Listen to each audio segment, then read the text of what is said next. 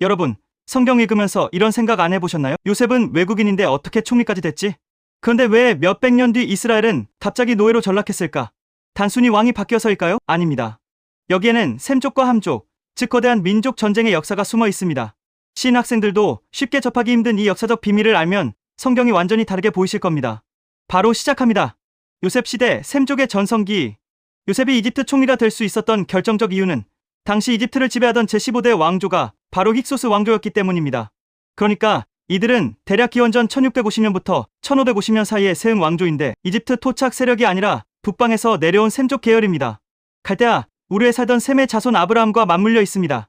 아브라함, 이삭, 야곱, 요셉으로 이어지는 가문은 아람어의 조상격을 쓰던 유목민이었죠.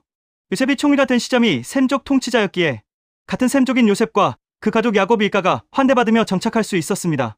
그러니까 같은 셈족이었던 요셉에게 왕이 너 내 밑에서 일 좀 해라 라고 말하는 건 아주 자연스러운 일이었습니다.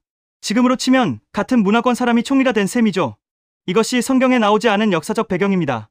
하나님께서는 세상 역사와 함께 일하고 계시는데요. 요셉의 성공은 하나님의 섭리이자 역사적인 타이밍이 맞물린 사건이었습니다. 출애굽 시대의 함족의 반격과 람세스 2세. 그런데 반전이 일어납니다. 이집트 본토 세력이었던 함의 자손들이 들고 일어난 거죠. 그들은 이방인인 힉소스 왕조를 몰아내고 이집트를 되찾습니다. 약 400년의 시간 동안 왕조가 15대에서 19대로 바뀌며 민족 간의 주도권이 완전히 뒤바뀐 것이죠. 이때 등장한 인물이 바로 건축왕 람세스 2세입니다. 이집트 본토 왕들의 눈에 이스라엘 백성은 어떤 존재였을까요?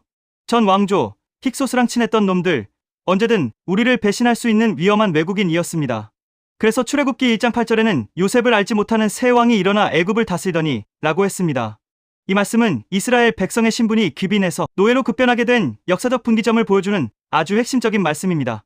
성경은 요셉을 알지 못하는 새 왕이 일어났다고 기록한 겁니다. 단순한 기억력의 문제가 아니라 정치적 숙청이자 민족 간의 갈등이었던 거죠. 람세스는 이들을 감시하기 위해 국고성 비돔과 라암셋 건설에 노예로 투입했습니다.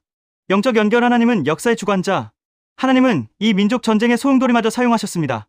셈족 왕조를 통해 이스라엘을 이집트로 보호하며 번성하게 하셨고 함족 왕조의 핍박을 통해서는 이들이 안주하지 않고 약속의 땅으로 떠날 마음을 갖게 하셨습니다. 홍해가 갈라진 기적 뒤에는 이런 거대한 역사의 토미라키가 돌고 있었던 겁니다.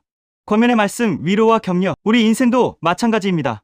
정권이 바뀌고 직장 상사가 바뀌고 세상의 흐름이 나에게 불리하게 돌아갈 때가 있죠. 하지만 기억하세요. 셈족과 함족의 역사 너머에서 일하셨던 하나님은 지금 당신의 인생도 주관하고 계시며 보이지 않은 곳에서 불꽃 같은 눈으로 지켜보시고 때가 되면 큰 복을 주실 것입니다. 오늘 영상이 마음에 와닿았다면 좋아요, 꾹 댓글에 흔적 남겨주세요. 시청해주셔서 감사합니다.